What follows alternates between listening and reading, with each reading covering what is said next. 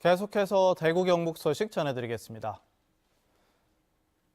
대구와 경북 지역은 구름 많은 가운데 추위가 다소 누그러졌습니다. 아침 최저 기온은 대구 영하 2.3, 구미 영하 3.7, 안동이 영하 7도 등 영하 11도에서 영하 2도 분포로 어제보다 3, 4도 올랐습니다. 낮 최고 기온도 대구 6도, 안동 구미 5도, 포항이 7도 등으로 어제보다 2도가량 오르겠습니다. 모든 지역에 건조특보가 발효 중인 가운데 바람이 강하게 부는 곳이 있겠고 미세먼지와 초미세먼지는 보통 수준을 보이겠습니다. 오늘 새벽 5시 50분쯤 성주군 성주 금산리 스티로폼 제조 공장에서 불이 났습니다. 이 불로 공장 근로자 1명이 다쳐서 병원으로 옮겨졌습니다. 소방당국은 소방차 등 30여 대를 투입해서 진화에 나서 1시간여 만인 오전 7시쯤 큰 불을 잡았습니다. 경찰과 소방당국은 공장 관계자 등을 상대로 사고 경위와 피해 규모를 조사하고 있습니다. 대구 달성군 한 도로에서 대형 사고가 끊이질 않고 있습니다.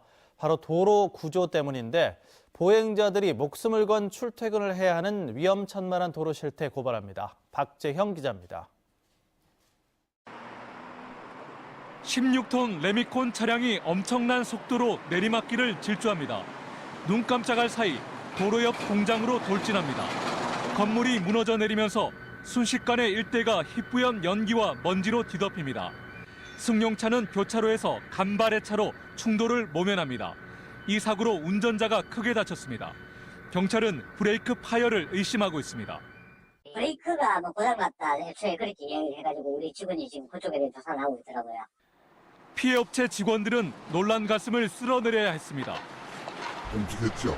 사실 이런 일이 있을 생각하고 특히 12월 31일 날이었는데 지난해 10월에는 길을 가던 공장 노동자가 대형 트럭에 치여 숨졌습니다. 얘는 아마 1년에 몇 번씩 사고가 납니다. 사망사고. 그 사고가 나면 사망사고가 납니다. 사고가 자주 나는 건 기형적인 도로 구조 때문입니다.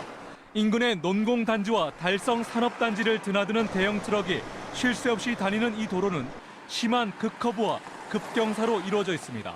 마치 롤러코스터를 타는 듯합니다. 도로 곳곳에 충돌을 방지하기 위한 구조물이 설치돼 있지만 사고 위험은 여전합니다. 지난 가을에도 한번 트레일러가 많아가지고 수리한 거였죠. 보행자들은 오늘도 임도 없는 도로를 걸으며 목숨을 건 출퇴근을 이어가고 있습니다. MBC 뉴스 박재영입니다. 북한산 석탄을 국내에 불법으로 들여온 혐의로 기소된 석탄 수입업자들에 대한 재판이 시작됐습니다.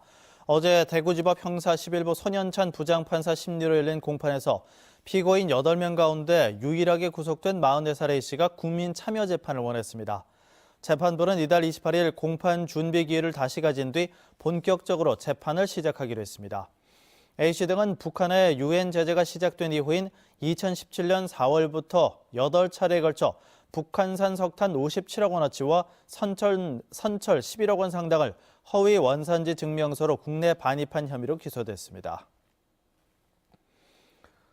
지역 시민단체가 공동 성명을 내고 불법 파견 혐의를 받는 아사히글라스를 즉각 기소하라고 검찰에 촉구했습니다. 대구와 구미 참여연대 등 시민단체들은 검찰이 지난해 10월 사건 조사를 마쳤는데도 기소하지 않고 있다면서 이는 직무유기라고 주장했습니다.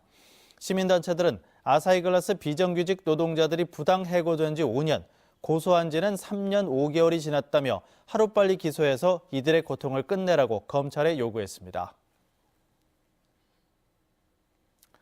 MBC 뉴스를 마칩니다. 고맙습니다.